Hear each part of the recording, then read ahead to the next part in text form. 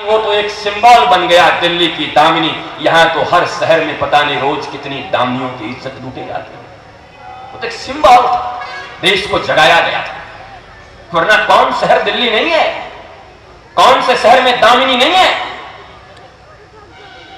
लेकिन उनके विषय में भी मैं कहता हूं कि वो 5 लोग जो थे उनमें से 2 लोग कॉन्वेंट पढ़े हुए थे। उनके माता पिता ने भी अपने बच्चे का एडमिशन एक अच्छे स्कूल में कराया था। वो अनपढ़ और गंवार नहीं थे, लिटरेट थे, लिटरेट, साक्षर, एजुकेटेड नहीं कहता मैं। There are so many difference between literacy and education. Education और लिटरेसी में बहुत अंतर है। तुम साक्षर हो सकते हो, इंग्लिश के शब्द पहचान सकते हो, तुम्हारी वोकैबुलरी बहुत अच्छी हो सकती है, ट्रांसलेशन बहुत अच्छे कर सकते हो, कई भाषा के ज्ञाता हो सकते हो। क्या होता है इससे, क्या फर्क पड़ता है तुम्हारे विचार कैसे, तुम व्यक्ति कैसे, तुम इस समाज के लिए जीते कैसे हो। अरे समाज को छोड़ो साहब, अपने लिए कैसे जीते, क्या अपने लिए ईमानदार हो। इस दुनिया में अगर व्यक्ति किसी से बेईमानी कर रहा है तो केवल अपने आप से कर रहा है। अगर डिसऑनेस्टी हो रही है तो सिर्फ अपने आप से हो रही है। क्योंकि मैंने सुना है कि दुर्लभ मानुष शरीर मिला है, ये अत्यंत दुर्लभ है। 84 लाख योनियों के बाद 83,99,999 इतनी योनियों में कुत्ते, बिल्ली, गधे, सांप, कीड़े, मकोड़े, अमीबा, प्रोटोजीवा, पता नहीं क्या क्या ये बन के और आए मनुष्य बन। अगर सनातन मानते हो तो, नहीं मानते अलग हो, कोई बात नहीं, तुम्हारा पहले ही जन्म है। तुम अगर हमसे इत्तेफाक नहीं रखते, वेरी नाइस, पहला जन्म तो है, इसी जिंदगी को तो ठीक से जियो। क्या ये जिंदगी तुम्हारी ठीक है? धर्म का मतलब ये नहीं होता कि तुम कुछ अगरबत्तियां जला दो, तुम मंदिर चले जाओ, तुम घंटियां बजा लो, तुम बड़े बड़े आयोजन अनुष्ठान कर लो और तुम धार्मिक कहलाता। सत्यनारायण की कथा करवा लो। मैंने बचपन से देखा है, अपने भी घर में देखा था, सत्यनारायण की कथा होती थी। मेरे पिताजी एक स्कूल के प्रिंसिपल थे और मेरी माता जी इस पूर्व शरीर, इस शरीर के नहीं, इसके पहले जो शरीर, और वो भी एक शिक्षिका थी, टीचर थी, और कई भाई बहन थे। लोग संतों के बारे में तो ऐसा सोचते हैं जैसे ऊपर से कोई टपक के आया है। इसीलिए लोग पूछते हैं, कोई पत्रकार भी होता तो पहला सवाल यही करता। मैं तो ये बात जरूर कहता हूं जब जहां जाता हूं, वो पत्रकार तो महाराज लगे मुंह में माइक घुसेड़ देते हैं कभी कभी। बाबा जी जरा बताइए तो आजकल जो हो रहा है क्या हो रहा है, ये संत लोग क्या कर रहे हैं। बहुत बेचारा नाराज है, बहुत उसके ऊपर प्रतिक्रिया हो रही है। मैं कूल रहता हूं, कूल, ठंडे से उत्तर दो। मैं कहता हूं थोड़ा दूर भी रखोगे तो आवाज आएगी। प्रश्न क्या है तुम्हारा? बाबा ऐसे कैसे, संत ऐसे कैसे, संतों ने ऐसा कैसे? अब कैसे विश्वास करें संत के ऊपर? क्या होगा इस देश का? देश रसातल में चला गया, हिंदू धर्म डूब गया, सनातन परंपरा मिट गई। अब कैसे इस दुनिया में सनातनी परंपरा को लेकर आगे बढ़ेंगे? अरे यार, तेरे तो बड़े बड़े प्रश्न हैं, बड़ी पढ़ा लिखा मालूम पड़ता है, ऊंची ऊंची डिग्रियां नहीं है, लगता है कैसे, तो लगता है क्लेवर है, थोड़ा चालाक है, प्रेजेंस ऑफ माइंड तुम्हारी बहुत अच्छी है। पर मैं अक्सर पूछता हूं इसी भागवत के मन से, लोगों से, पढ़े लिखे प्रबुद्ध लोगों से, इस दुनिया में मैंने अभी तुम्हें एक घटना बता दी। डॉक्टर ने अपने बेटी को गोली मारा और खुद को मार लिया। इसी संसार में हजारों सासुओं ने अपने बहुओं को मिट्टी तेल से जला दिया। इसी संसार में दूसरे की बात छोड़ो, अपने पिता ने ही अपने पुत्री का एक्सटॉर्शन किया। तुम रोज पेपर पढ़ते हो, तुम रोज टीवी पर देखते हो, बच्चे ने माता पिता को गोली मार दी 1800 रुपए पेंशन के लिए बेगूसराय में, बिहार में। मां बाप दोनों को गोली मार दिया, क्यों? पेंशन नहीं देता था। बच्चे को जन्म देकर के 7वीं मंजिल से फेंक कर मां ने मार डाला। चंबल की घाटियों में अपनी माताओं ने अपने बच्चों के बलि दे दिए कि ताकि उन पर देवी माता प्रसन्न हो जाए और उनको शक्ति मिल जाए।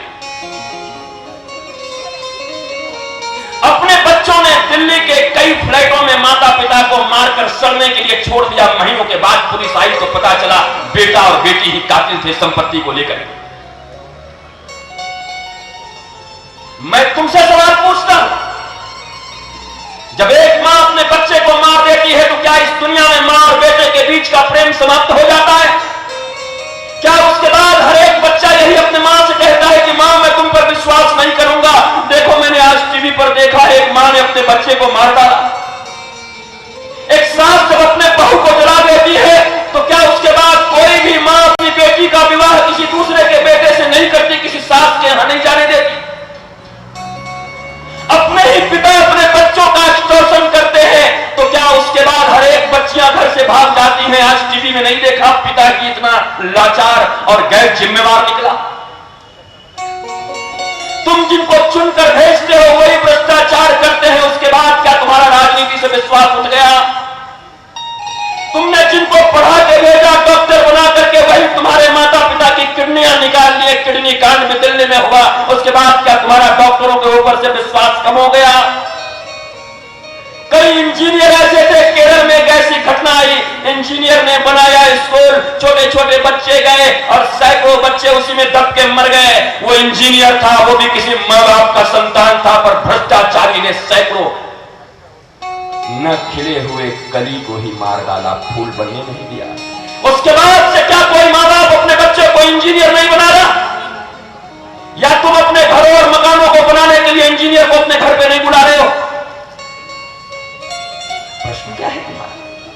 बुद्धि कहां है तुम्हारी? तुम क्या पूछना चाहते? इस दुनिया में हजारों लाखों ऐसी रोज घटनाएं होती हैं। तथा कथित साधु भी आते हैं। तुम साधु का मतलब क्या समझते हुए? दाढ़ी, ये कपड़े, ये मालाएं, ये 12 रुपए की, ये 500 रुपए की और ये 6 महीने का खेती, ये साधु है? इसी को साधु मानते हो? साधुता हृदय में होती है,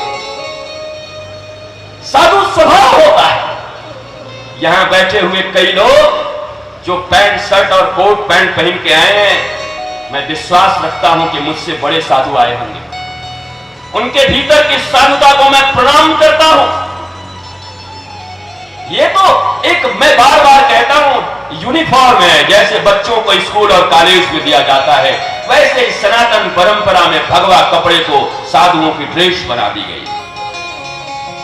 कोई बच्चा स्कूल में जाए स्कूल का ड्रेस पहन के और जाकर के वहां पर कोई गंदा हरकत करे तो ड्रेस की बदनामी, स्टूडेंट की बदनामी, उसके बाद स्कूलों में पढ़ाइयां बंद हो जाएंगी। क्या बुद्धि है तुम्हारी? तुम कहां व्यर्थ के प्रश्नों में उलझे पड़े हो? और फिर आज जो कलयुग की दुहाई दे रहे हैं, मैं उनसे पूछता हूं, अरे रावण ने सीता का अपहरण किया तो क्या रावण के भेष में आके किया था या साधु बनकर आया था? क्यों हाय तौबा मचा रहे हो इतना? क्यों हाहाकार कर रहे हो? अरे राम के राज्य में साधु बनकर के सीता का अपहरण हुआ था, किसी मामूली की पत्नी की नहीं, भगवान की पत्नी को अपहरण करके ले गया, उठाकर ले गया दिन दहाड़े। क्या कलयुग कलयुग करते? क्या अपने जिंदगी के चंद बचे हुए लम्हों को, जिसमें ईश्वर से प्रीत करके अपने परिवार परिजन समाज राष्ट्र और इस दुनिया के साथ मस्ती से जी सकते थे, कहां किस चर्चा में उलझे हो? तुम्हें यह जीवन गंदगी के लिए मिला? हर एक व्यक्ति आज कान को कूड़ादान बना दिया है। कान न हुआ डस्टबिन हो गई। दुनिया की जितनी गंदगी है इस कान से अपने भीतर में भर रहा है। दिलों में दूसरों की बुराइयों को सुन सुनकर अपने दिल को सड़ा चुका है। सड़ान आती है भीतर से। अरे बाहर के ड्रेन में, बाहर की नालियों में गंध आता है, तब तो जाके योगेश लांबा के यहां तुम लिख के दे देते हो कि शहर की सफाई नहीं, आप अयोग्य लगते हो, अच्छे नहीं हो, सफाई करो, क्योंकि आप यहां के चेयरमैन हो। लेकिन मैं तुमसे पूछता हूं, तुम्हारे दिल में कितनी नालियां बह रही हैं? काम, क्रोध, मदमोह, लोभ, मात्सर्य, ईर्ष्या, एक दूसरे से जलने की प्रवृत्ति, एक दूसरे के प्रति हिंसा की वृत्ति, ये जो सरांध है, ये जो दुर्गंध है भीतर की, उसके लिए कौन सा योगेश लांबा आएगा? उसके लिए कौन सा चेयरमैन चुनोगे? ये एक्सटर्नल जितनी चीजें हैं उसके लिए तुमने व्यवस्थाएं बनाई और उन व्यवस्थाओं में लोग खरे उतर रहे हैं, लेकिन माय डियर, तुम भीतर में भी कुछ हो। केवल शरीर तुम नहीं हो, केवल चमड़े हड्डी तुम नहीं हो। मैं कई बार लोगों से कहता हूं कि लोग कहते हैं गुरुजी ये मेरा घर है, वेरी नाइस। गुरुजी ये मेरी गाड़ी है, वेरी नाइस। ये मेरे बच्चे हैं, ये मेरी पत्नी है, ये मेरा भाई है, ये मेरी नौकरी है, ये मेरा द्वार है, ये मेरे बक्से हैं, ये मेरा माइक है, ये मेरा हाथ है, ये मेरा पांव है, ये मेरा नाक है, ये मेरे बाल है, ये मेरा शरीर है। Then who are you? तुम कौन हो? क्योंकि तुमने अभी अभी एक्सेप्ट किया है ये मेरा हाथ, मेरा पांव, मेरा पेट, मेरी छाती, मेरी दाढ़ी, मेरे बाल, मेरा शरीर। Then who are you? कौन हो तुम आज तक तो अपने आप को ये चमड़ा हड्डी मानते आए। तुम्हारे इस चमड़े और हड्डी के ऊपर कोई प्रतिक्रिया कर दे, क्रिया कर दे तो तुम रिएक्टिव हो जाते हो। कोई एक बात तुमको खराब लग जाए तो उसके जान लेने पर पड़ जाते हो। तुम हो कौन? जब ये शरीर तुम नहीं हो तो तुम हो कौन? और मैं अक्सर कहता हूं that is the beginning of spiritualism. कोई भी व्यक्ति तब तक धार्मिक नहीं हो सकता। अरे त्रिपुंड लगाओ, ओम नमः शिवाय के 1 लाख मंत्र का जाप कर लो, अरे करोड़ बार महामृत्युंजय का जाप कराओ और हजारों लीटर दूध से शंकर को नहवाओ, कोई फर्क नहीं पड़ता, क्योंकि वेद तुम्हें धार्मिक नहीं मानता। तुम वेद पर हो। इस दुनिया में कोई व्यक्ति प्रमाण नहीं है। सनातन धर्म का प्रमाण वेद है और वेदों का सार तत्व ये श्रीमद् भागवत है। वेद अगर वृक्ष है तो उस वृक्ष का जो फल है वो श्रीमद् भागवत है। प्रमाण तुम नहीं बन सकते। नहीं तो आज दुनिया में क्या हुआ? 1000 गुरु बने हैं, सब अपनी अपनी चला रहे हैं। कोई गुरु भगवान से बड़ा नहीं हो सकता। गुरु का स्थान भगवान के चरणों में। इस दुनिया में कोई स्वामी नहीं हो सकता। स्वामी एक है। दास हो सकता है कोई। हनुमान भगवान के दास हो सकते हैं, मीरा दासी हो सकती है, कोई स्वामी नहीं हो सकता। और इस दुनिया में हर एक शिष्य को अपने गुरु से पूछने का अधिकार है कि जब वो कोई आदेश दे उनको तो वो पूछ सकता है आकर के उनसे एकांत में कि गुरुदेव आपने जो आदेश दिया ये किस शास्त्र में? नहीं तो आज हर एक व्यक्ति अपने मन की चलाएगा। फिर कोई फर्श और गुपचुप से तुम्हें करोड़पति बनाएगा। उसके बाद तुम माइक लेकर के टीवी पर उनको गालियां देते हुए नजर आओगे।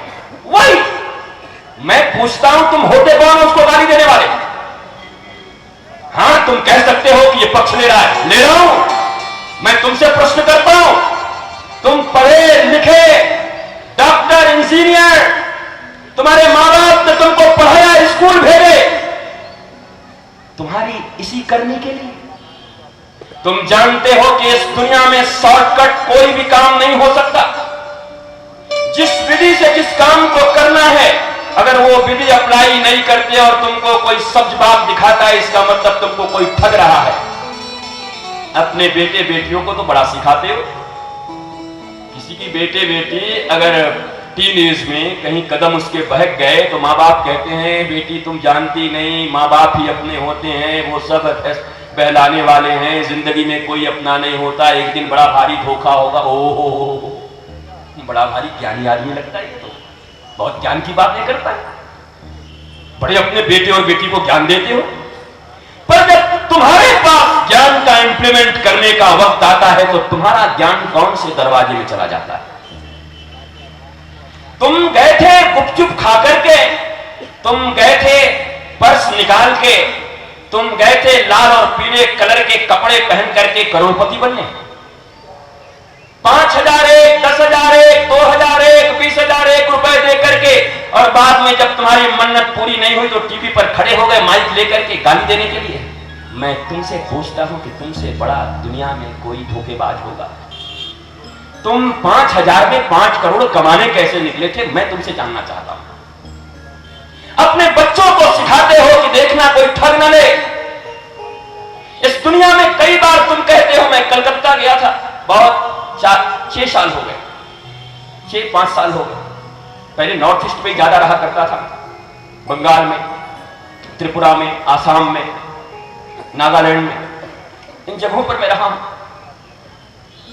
बहुत क्रिटिकल स्थिति है, लेकिन ये राजनीतिक मंच नहीं है, उसका विवरण और विश्लेषण करना ठीक नहीं, पर सारे देश की स्थिति एक जैसी नहीं है। और जब मैं वहां गया, वहां रहता था, वहां देखता था, समझता था वहां की बात। बंगाल तंत्र के मामले में बहुत ऊपर है, तांत्रिक क्रियाएं वहां बहुत होती हैं।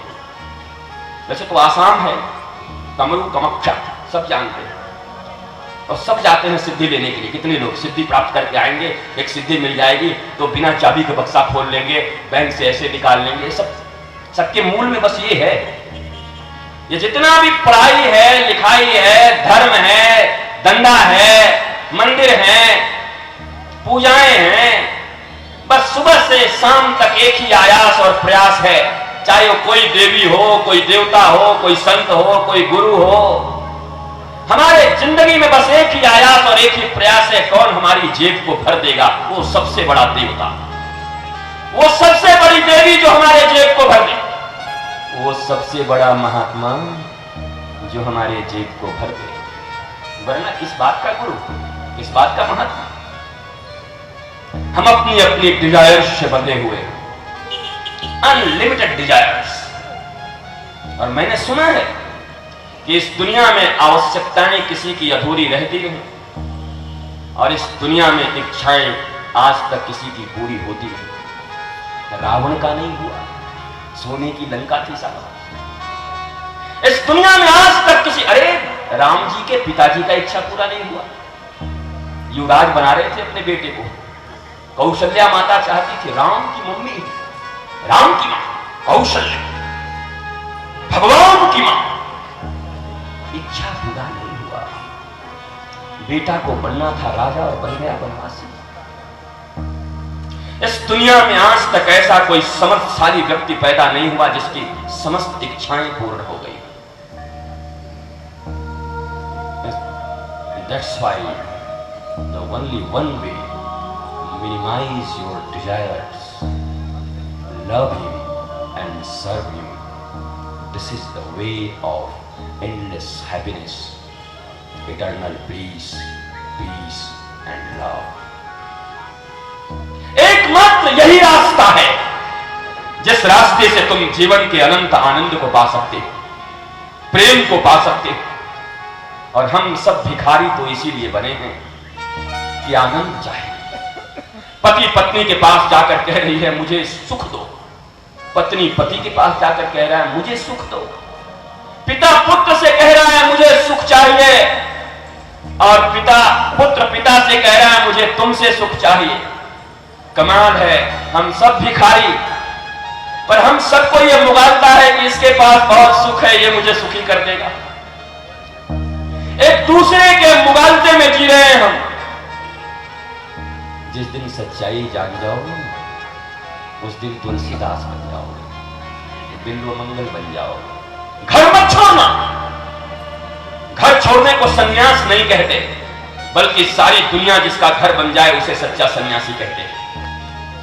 सारी दुनिया ही तुम्हारी घर बन जाए, सारे घरों में तुम्हारे लिए रोटियां बनती हैं, सारे घरों में तुम्हारे ही परिवार निवासी, सब ईश्वर के बेटे हैं। तुम कहते हो मैं भगवान का बेटा हूं, और फिर कहते हो ये मेरा बेटा है और ये मेरे बेटे का बेटा है, ये पड़ोसी का बेटा, मेरा चचेरा है, ये ममेरा है, ये पराया है, अपना। आओ तुम्हारा बेटा अगर किसी दिन तुमसे, एक अबोध बालक तुमसे सवाल पूछ दे, डैडी आपने मुझे कल सिखाया था हम सब ईश्वर की संतान हैं, अब तुम कह रहे हो तुम मेरे हो और वो उसका है, व्हाट इज दिस?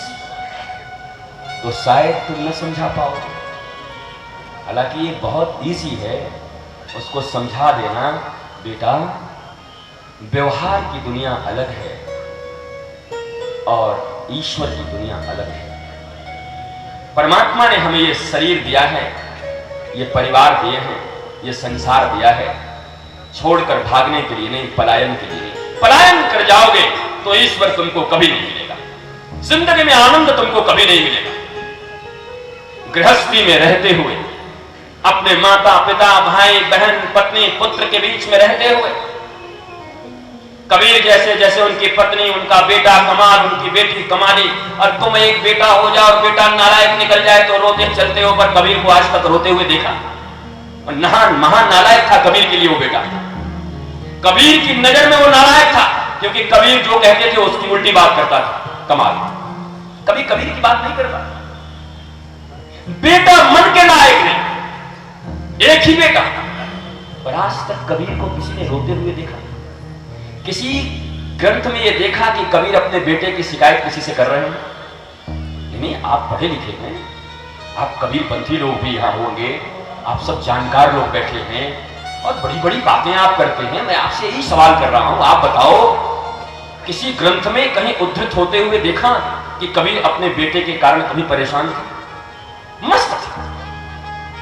भारतवर्ष का सर्वश्रेष्ठ टेक्सटाइल इंजीनियर कबीर। तुम्हारा ये बेटा एक अकेला इंजीनियर बन के नहीं आ रहा, इस मुगालते में मत रहना।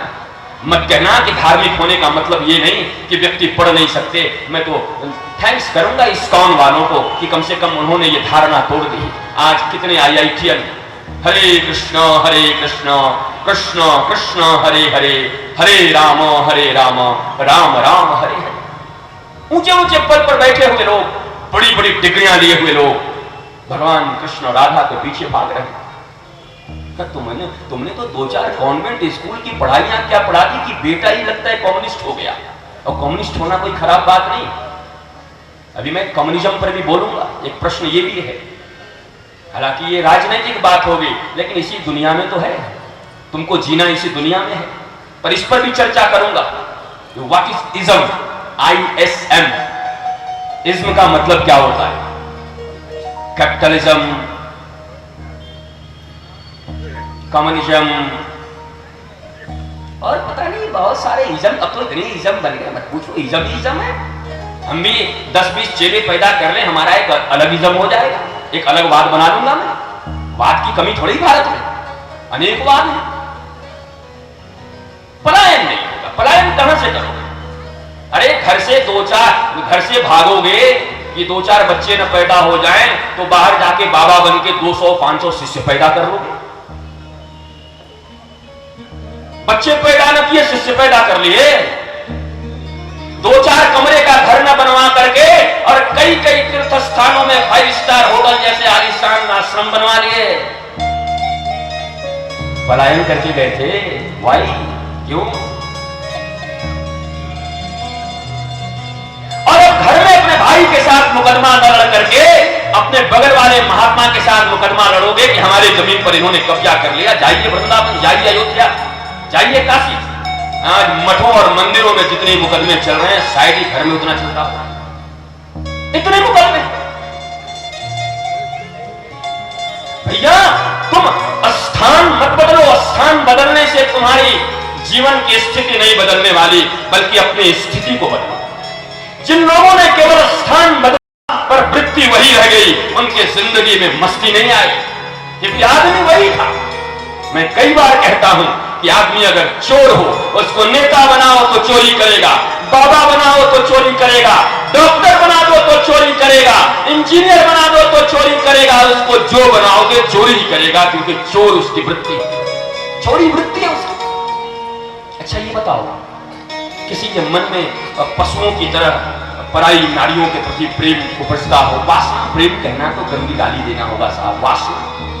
जिसकी वासनात्मक दृष्टि होगी वो अगर MBBS पढ़ दे तो उसकी वासना खत्म हो जाएगी। IAS बन जाए तो खत्म हो जाएगी। लीडर बन जाए तो खत्म हो जाएगी। अगर होता तो इतने बड़े बड़े स्कैंडल कहां से आते? किसी लीडर का, किसी बाबा का, किसी डॉक्टर का, किसी आईएएस का, किसी इंजीनियर का, सब पे स्कैंडल। अगर ये पढ़ाइयां तुम्हारे मन से वासना को मिटा देती तो उतनी ऊंची पढ़ाई करने के बाद भी तुम्हारे जीवन में स्कैंडल कहां से आए?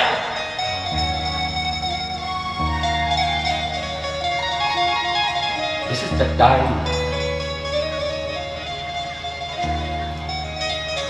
सोचने का है, विचार करने का है। ये भागवत का 7 दिनों का जो सेमिनार यहां पर लगा हुआ है, सेमिनार शब्द का उपयोग इसलिए कर रहा हूं कि थोड़ा मॉडर्न लगेगा, लोगों को पसंद आएगा कि ये 7 दिवसीय सेमिनार है। वरना आजकल कथा और पूजा के नाम से तो लोग नाक और मुंह सिकोड़ने लगते हैं। कथा, भागवत, रामायण, वही पुरानी बात, वही जो लिखा हुआ है, कृष्ण, वही राम, वही कंस का मारना, ओल्ड, क्योंकि वो बड़ा कूल है, बड़ा मॉडर्न है। बाल उसने ऐसे ऐसे खड़े खड़े बनाए हैं, स्पाइक्स, और जूते ऐसे पहने हैं, जींस फाड़ के पहना हुआ है, तो धर्म में उतना विश्वास नहीं रखता हुआ, कूल है। हालांकि हमारे वृंदावन के संत कहते थे कूल नहीं, बिगेस्ट फूल है वो। अगर उसको बात समझ में आ जाए अच्छी सी कि इसी को जो कूलनेस समझ रहा है, पर जिंदगी में आग लगी हुई है भीतर से। मैं आपसे एक ही बात कहता हूं, जिंदगी आपकी है। 60 से 70 साल शायद जीने को मिले हैं इस कलिकाल में। अब इससे ऊपर जाना थोड़ा मुश्किल हो रहा है। एवरेज एज इंडियंस का 70 इयर्स यही है, 65 से 70। और अब तो जो टीबी, कैंसर, एड्स और पता नहीं कौन कौन सी, और पता नहीं आज ठीक हो और सवेरे क्या निकल जाए। अरे देखो उस युवराज सिंह को, ऐसा भला चंगा लड़का, सिक्सर मारने वाला, और खेलते खेलते अचानक पता चला उसको कैंसर है। हतप्रभ हो गया। अरे उसको पैसे की कमी थी, डॉक्टरों की कमी थी, भीतर से भी पता नहीं चला बेचारे को कब कैंसर ने पकड़ लिया। इसलिए 2-4-10 करोड़ रुपए अगर रखे होंगे तो ज्यादा इतराना मत। अभी मस्ती में बैठे हो, पता चला अगला टेस्ट हुआ और पता चला कैंसर लास्ट स्टेज पे। अरे इस जिंदगी के पल का ठिकाना नहीं है, और लोग वर्षों की मनोकामनाएं बनाते हैं। खबर पल का नहीं और सामान कल का। जिस चीज की तैयारी करनी चाहिए वो तैयारी तो हम करते नहीं, और जिन चीज की तैयारियां करते हैं वो हमारे साथ जाने वाली नहीं। हमारा रिश्ता भी नश्वर के साथ, हम जुटाते भी नश्वर हैं, जबकि सबको पता है इस दुनिया का श्रेष्ठ राजा अलेक्जेंडर द ग्रेट, वो भी जब गया तो खाली हाथ गया। अपने ताबूत से दोनों हाथ बाहर निकाल के गए और बोला था अपने सेनापतियों को कि भैया बाहर निकाल देना। मुझे क्यों भाई, आपके धर्म में ऐसी बात नहीं है। कहा वो सब मुझे मत पढ़ाओ। बोला क्यों? कहा मैं दुनिया वालों को ये बताना चाहता हूं, क्योंकि तुम जानते हो अलेक्जेंडर जब लौट रहा था नाव से, जहाज से, तो अपने बैग से कहा था मुझे कुछ दिन और जिला दो, मैं अपनी मातृभूमि में मरना चाहता हूं। वैद्य ने कहा कुछ दिन की बात करता है, कुछ घंटे भी जी जा तो बड़ी बात है। कहा मैंने दुनिया में आज तक जितनी दौलत कमाई है और जितनी भूमि कमाई है सब तुमको दे दूंगा, मुझे बस कुछ दिनों तक और जिला दो। कहा अरे ये दुनिया नहीं, तुम्हारे पास ऐसी 27 दुनिया भी होती, सैकड़ों दुनिया भी होती और सब संपत्ति दे देते तो भी मैं तुम्हें 2 घंटे तक नहीं बचा सकता। और तब सिकंदर को मालूम हुआ, अलेक्जेंडर द ग्रेट, कि मैंने इतनी जो संपत्ति जमा की है, मैं अपने आप को राजा समझता था। कहा ठीक है मेरी मौत तो होने वाली है, पर मेरे को जब ताबूत में डालना तो मेरे दोनों हाथ बाहर रखना। लोगों ने पूछा ऐसा क्यों, आपके धर्म में ऐसा अलाउड नहीं है, ऐसी परंपरा नहीं है। कहा परंपरा तोड़ देना। कहा क्यों ऐसा करना चाहते हो? कहा मैं दुनिया वालों को यह बताना चाहता हूं कि जब मैं आया था तो भी खाली हाथ आया था, और जब मैं इतना कमा करके गया तो भी जाते समय खाली हाथ ही गया। इसलिए अगर जुटानी हो तो इस दुनिया में भगवान की संपत्ति जुटाना, भगवान का प्रेम जुटाना। लोग कहते हैं पायो जी मैंने राम रतन धन पायो, परम धन राधा राधा राधा राधा राधा। वो अभी तो बजवा दूं तो पता नहीं कितने लोग नाचने लगे। तो तुम्हारी बुद्धि है, तुम नाच के भी क्या करो? अगर 2 मिनट नाच भी लोगे उससे क्या मिलेगा? तुम उठोगे परम धन राधा राधा राधा और ताली बजा के थिरकोगे, पर तुम में से कोई मानने वाला है कि परम धन राधा है? मानो धन तो तुम्हारा बैंक में पड़ा है, धन तो तुम्हारा प्रतिष्ठा है, 2 रुपया किसी को जल्दी ना दो, लेकिन गाओगे परम धन राधा राधा पायो जी मैंने राम रतन। ये इतनी बेईमानियां धर्म के साथ ये हिंदू ही करते हैं, दुनिया में और कोई नहीं करता। ये सनातनी ही करते हैं, दुनिया में और कोई नहीं करता।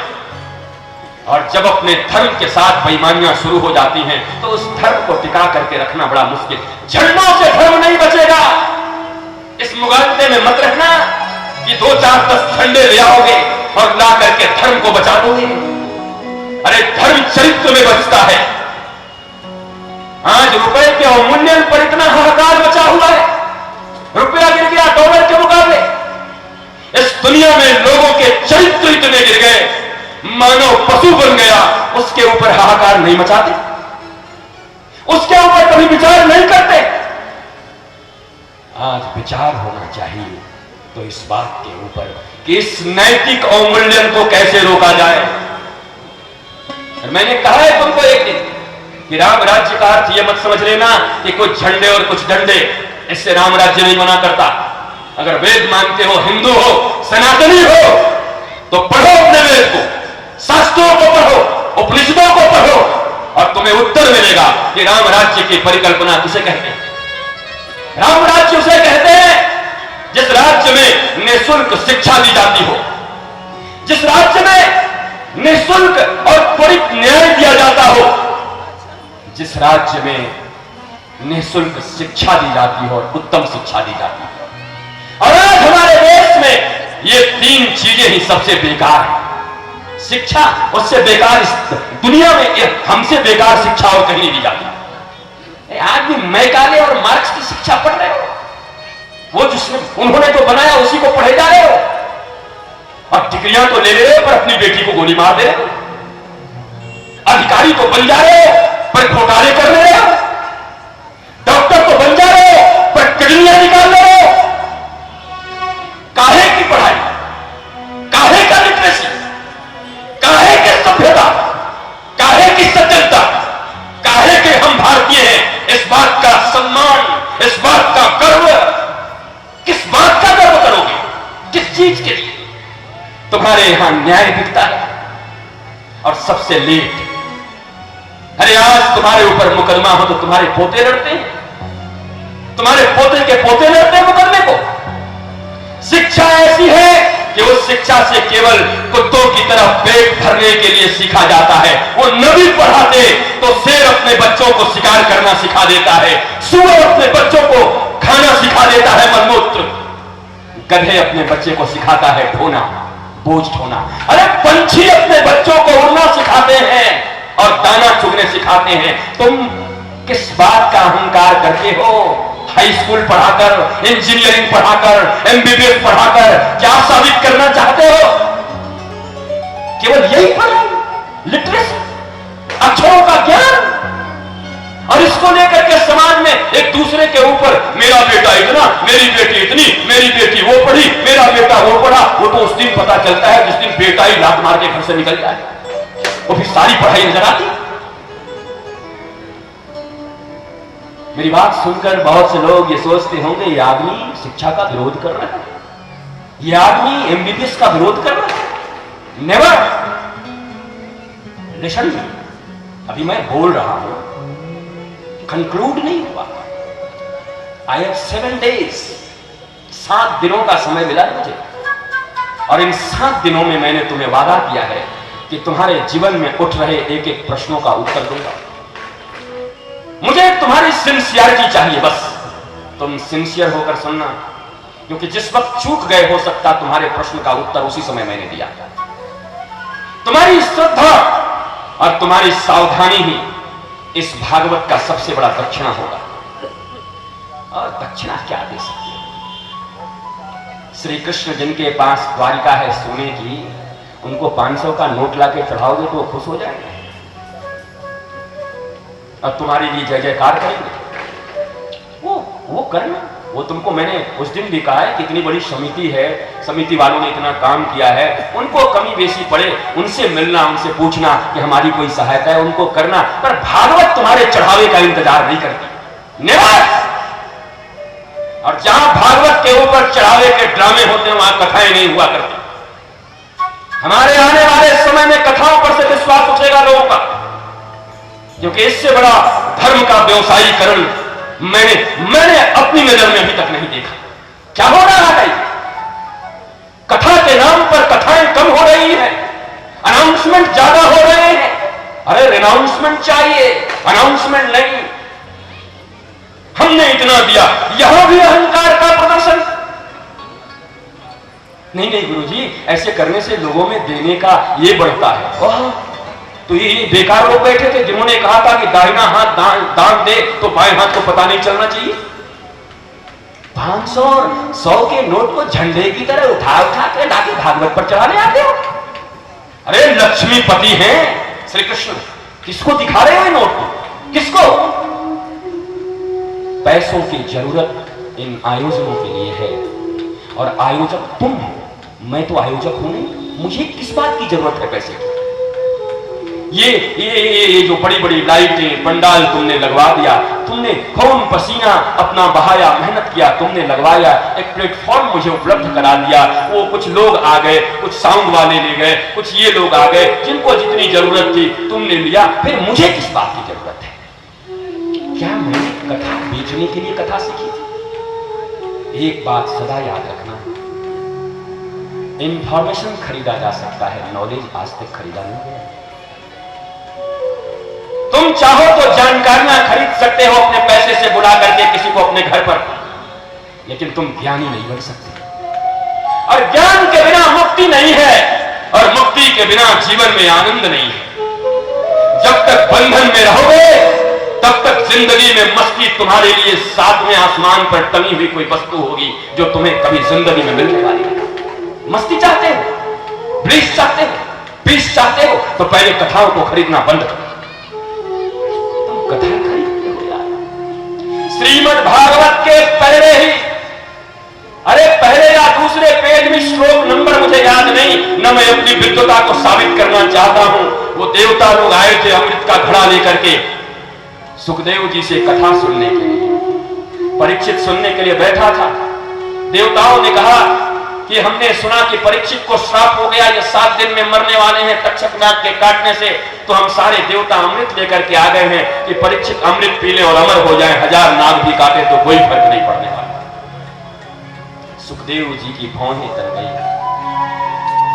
पहले कथाकार श्रीमद् भागवत की, मैं तो कहूंगा कथाकारों से भी कि कम से कम सुखदेव जी को तो पढ़िए, उनको तो देखिए। सुखदेव जी ने कहा, अरे मूर्ख, तुम्हें अगर कथा ही सुननी थी तो आकर चुपचाप बैठ जाता। कोरबा के इस निहारिका एरिया में और इस मैदान में, इस ग्राउंड में ये बच्चों ने मिलकर के, चाहे वो कमलेश हो, चाहे गोपाल हो, चाहे पांडे लोग हो, चाहे वो राजेंद्र हो, चाहे वो जगदीश हो, चाहे वो धनेश्वर हो, चाहे वो राजू हो, चाहे वो चावलानी हो, चाहे वो सुमन हो, चाहे वो आरपी सिंह हो, चाहे हुएवर में भी, मैं जितने का नाम नहीं जानता, जो लोग जिन लोगों ने परिश्रम किया, वो जीतू हो, कोई भी हो, इस सारे लोगों ने जो परिश्रम किया, ये परिश्रम करके टेंट खड़ा कर दिया, साउंड सिस्टम ले आए और ला करके बिठा दिया, कहा हम कथा सुनेंगे। क्या यहाँ पर टिकट लगाई गई? क्या ऐसी व्यवस्था की गई है कि जिन्होंने 1 लाख रुपए दिए हैं उनके लिए सोफा दोगे, बाकी को नीचे बैठना पड़ेगा? अगर ऐसे किए हो तो तुमसे बड़ा हीन कोई और नहीं होगा। नहीं, स्वच्छंद हो तुम्हें सोफा पर बैठने की इच्छा है तो सोफा उपलब्ध है तो बैठो, क्योंकि नीचे बैठना, सोफा पे बैठना, कुर्सी पे बैठना, इट्स नॉट इंपॉर्टेंट। ये ज्यादा इंपॉर्टेंट नहीं है। इंपॉर्टेंट ये है कि कहां बैठकर सुविधा से, सावधानी से कथा सुन पाओ। हम तो उपवास होकर कथा सुनेंगे, बड़ी अच्छी बात है, अगर सुन सकते हो तो उपवास होकर के आओ, लेकिन यहां कथा में बैठे बैठे अगर भगवान का याद आता हो तो तुम उपवास होके मत आना, नहीं तो ये कथा में तुमको कुछ नहीं मिलने वाला। क्योंकि श्री वेदव्यास उत्तर मीमांसा के आचार्य हैं, और यहां भी उत्तर मीमांसा की तरह कथा की जाती है। पूर्व मीमांसा को मैं नहीं जानता, वहां बहुत सारे विधि हैं, नियम हैं, ऐसे करना है, वैसे करना है। वो कामियों और लोभियों के लिए है, तुम्हारा कौन सा काम और लोभ है? यहां तो प्रेम बढ़ रहा है। इस भागवत का एक ही हेतु है कि लोगों के दिलों में नफरत कम हो जाए और प्रेम उत्पन्न हो जाए भगवान के। ये हेतु है और कोई कामना नहीं है। अब कामना वासना किसी का होगा तो मुझे पता नहीं, वो रखे होगे तो भागवत तो कल्प तरु है, वो भी पूरा कर देगा, मैं ये भी जानता हूं। कल्प वृक्ष है ये, जो इच्छा लेकर के आओगे वही पूरा हो जाएगा। लेकिन कहीं ठगे मत जाना। किसी राजा के पास जाकर के और एक वक्त का भोजन मांग के मत आ जाना। जिंदगी की गरीबी मिट सकती थी, पूरी जिंदगी की भोजन की व्यवस्था हो सकती थी, पर तुम आदि ही नहीं हो। तुम्हें पता ही नहीं था किससे मांग रहे हो। कहीं परमात्मा के द्वार पर आकर के भी कुछ ऐसी वैसी चीज मत मांग लेना कि वो तुम्हारे बंधन के कारण हो जाए। अरे कथा में कम से कम अगर आकर बैठोगे तो मुक्ति तो मिल ही जाए। भागवत की कथा में कोई आकर बैठ जाए तो मुक्ति मिल जाएगी, कम से कम। और कथा में अगर ज्यादा से ज्यादा कुछ पाना चाहते हो तो श्री राधा माधव की भक्ति मिल जाएगी। अब तुम डिसाइड करो कि तुमको मुक्ति चाहिए या भक्ति चाहिए। भैया, मुक्ति में तुमको भगवान के पीछे भागना पड़ेगा और भक्ति में वो भगवान मंदिर छोड़कर तुम्हारे पीछे पीछे भागेगा। तुम भक्ति चाहते हो या मुक्ति चाहते हो?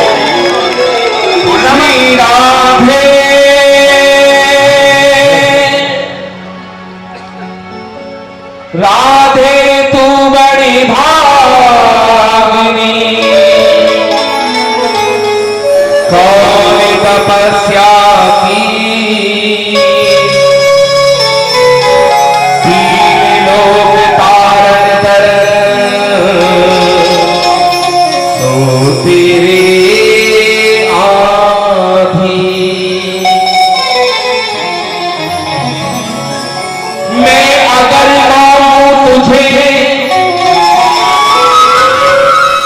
मैं अगर मांगू तुझे, कुछ न देना तुम मुझे, बरसाए आशिक नहीं, मजदूरी हो जाऊंगा मैं। तेरे रंग में रंगा हर जमाना मिले, हो तेरे रंग में रंगा हर जमाना मिले।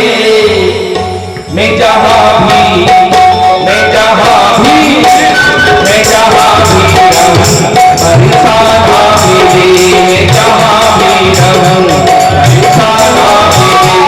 तेरे रंग में रंगा हर जमाना मिले। तेरे रंग में, तेरे रंग में रंगा हर जमाना मिले। तेरे रंग में रंगा हर जमाना मिले। मैं जहां भी, मैं जहां भी रहूं बरसाना मिले। मैं जहां भी रहूं, मैं जहां भी रहूं बरसाना मिले। और हाथ उठाकर रखिए कि मेरी तारीफ है। कन्हैया को बुलाओ।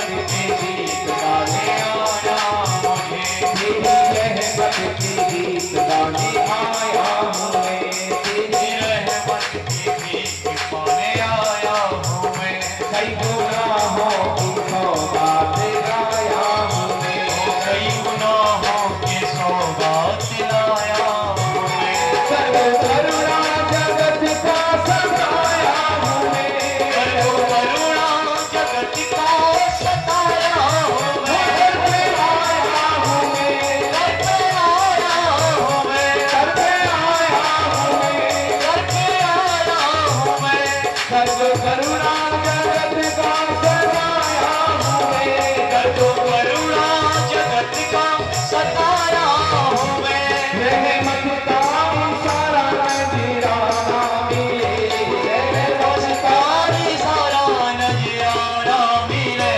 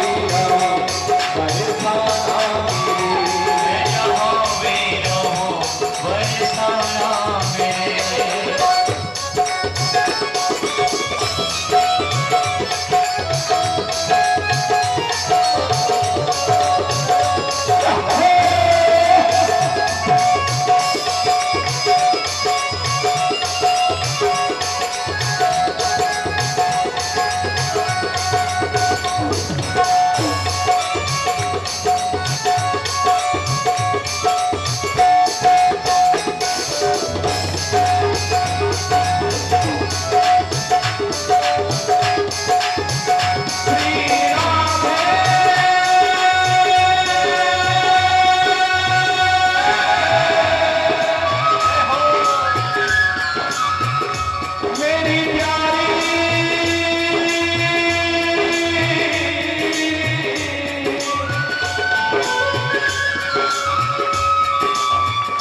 सदियों से तेरा हूँ दीवाना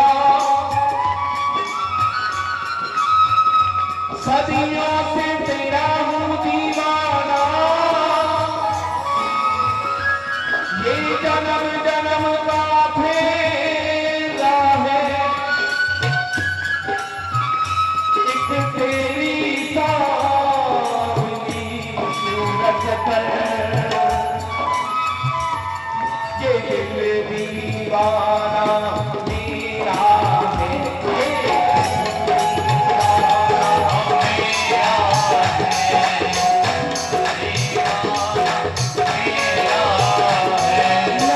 लाल तेरे दीदार बिना नजर लाल तेरे दीदार बिना इस दिल में हुआ तेरा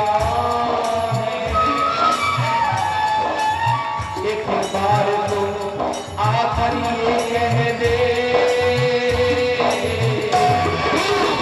मेरा है तू मेरा है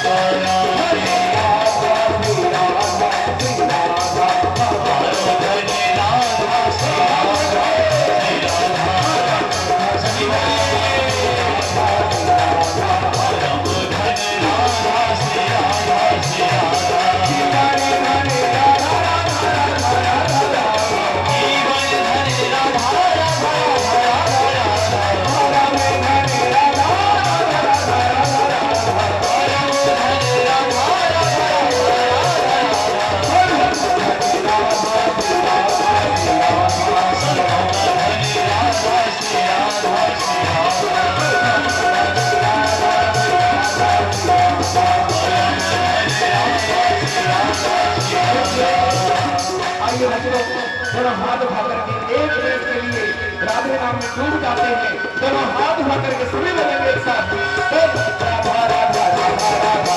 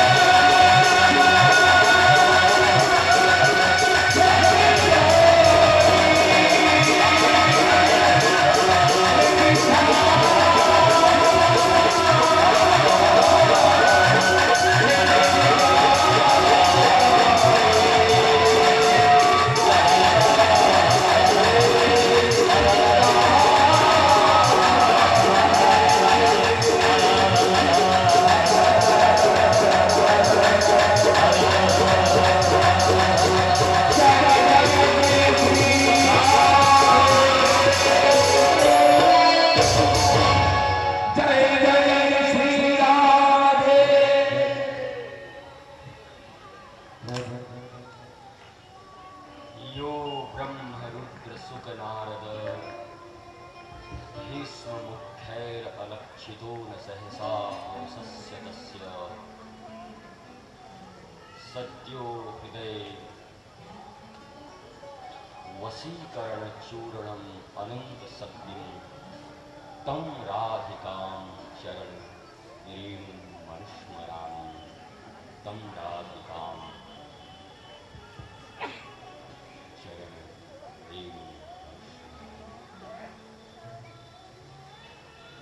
जिस श्री राधा के चरणों का स्मरण भगवान कृष्ण स्वयं करते हैं। यो ब्रह्म रुद्र सुख नारद भीष्म मुख्य लक्षितो न सहसा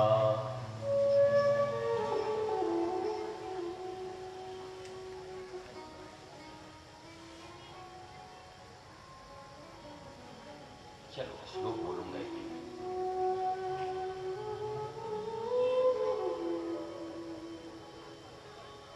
श्री राधा की इस पवित्र कृपा कटाक्ष को प्राप्त करने के लिए इस जगत के स्वामी श्री कृष्ण को भी उनके चरणों का स्मरण करना पड़ता है। उन श्री राधा का हम अभी नामस्मरण कर रहे हैं। देखो,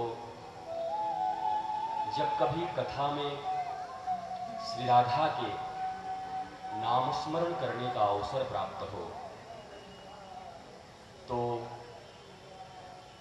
अपनी स्थिति को भूल कर करना, परिस्थिति को भूल कर करना। तुम बड़े हो, छोटे हो, बूढ़े हो, जवान हो, बच्चे हो, माता हो, किसी की बहू आई हो, नया नया विवाह हुआ है, जज साहब हो, वकील साहब हो, अरबपति हो, कुछ भी हो, लेकिन इतना तो याद रखना कि इस शरीर के भीतर प्राण बनकर समाने वाले वही श्री कृष्ण है। ये जो श्वास आती जाती है वो भी श्री कृष्ण है, ये जो धड़कन चलती है वो भी श्री कृष्ण है। और ऐसे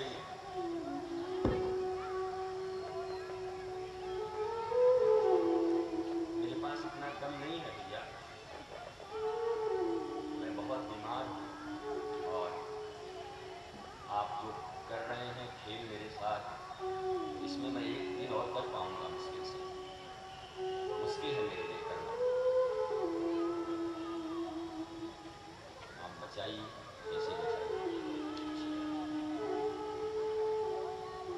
सोचता हूं अगर 2-4-10 रुपए लेता कथाकार तब लोग क्या करते। राधा रानी की सेवा करने की इच्छा होती है और जिनके साथ भी करता हूं उनको बुलाकर बिठाकर बेटे की तरह पहले समझाता हूं, मुझे कुछ नहीं चाहिए, मुझे ये अच्छा दे देना। पर अक्सर देखता हूं बड़े बड़े काम लोग करते हैं और उनको ऐसा लगता है ये तो बोलता है ही, एक बार बैठ जाएगा तो चुप तो होगा ही नहीं। और अज्ञात भाव से तुम मेरी आयु का हरण करते हो। वागदानात् वीर्यदानाच्च गरीयसी, वागदान करना वीर्यदान से भी श्रेष्ठ है, ये महर्षि धन्वंतरी कहते हैं। और आप मुझसे इतना परिश्रम करवा रहे हो।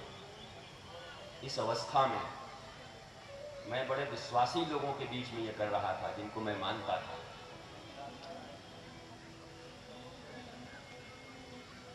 मेरा मन थोड़ा ये होता है, आप सब चीज समझते हो पर ये नहीं समझते, आपकी बुद्धि कहां चली जाती है। और जब इतना ही नहीं समझते तो फिर कथा सुनने की जरूरत भी क्या है।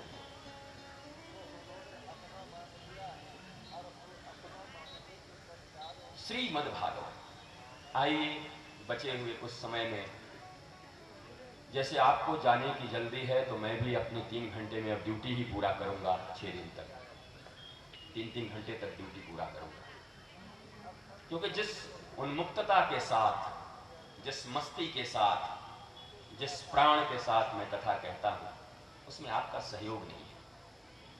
और कथाकार कथा नहीं कहता है, उसमें श्रोता का और आयोजकों का 99% हाथ होता है।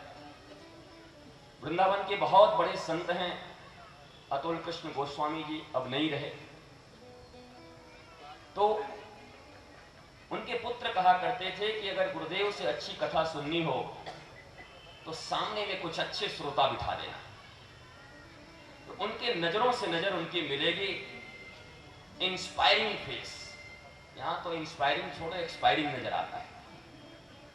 तो वो फूकने वाले वो कन्हैया होते हैं, श्री राधा है। ये शरीर कुछ और दिखाई पड़ता पर बोलने वाला कोई और होता है। वरना लोग, मेरे पास कोई किताब नहीं है, ना मैं कोई नोट्स बना के लाता हूं और न उसकी जरूरत है कि हमें ये आज ये पॉइंट कहना है, आज ये बात करना है, आज ये देख के करना है। आप जानते हैं कि आप श्रोताओं के मन स्थिति पर ही कथा होती है। और सामने बैठे हुए लोग, आयोजक लोग, जब आपके भीतर में सुंदर उत्साह हो, सुनने की भूख हो, लौल्यता हो, लालसा हो, तो आप पूछना। मैंने बहुत कम कथा किए हैं, पर जब कहीं ऐसे श्रोता मिले तो बियॉन्ड एक्सपेक्टेशन, वो कहते हैं आज आपने क्या बोला। मैंने कहा मुझे तो कुछ याद ही नहीं है मैंने क्या बोला। मैं तो बस बैठ जाता हूं, आंखें बंद कर लेता हूं, किशोरी के सामने कहता हूं, किशोरी बंसी बनने का भी औकात नहीं हमारा, क्योंकि बंसी बनने के लिए तो बहुत परिश्रम करनी पड़ती है साहब। बंसी और गोपियों में जब बातचीत होती है तो बंसी बताती है कि बंसी बनने के लिए क्या क्या करना पड़ता है।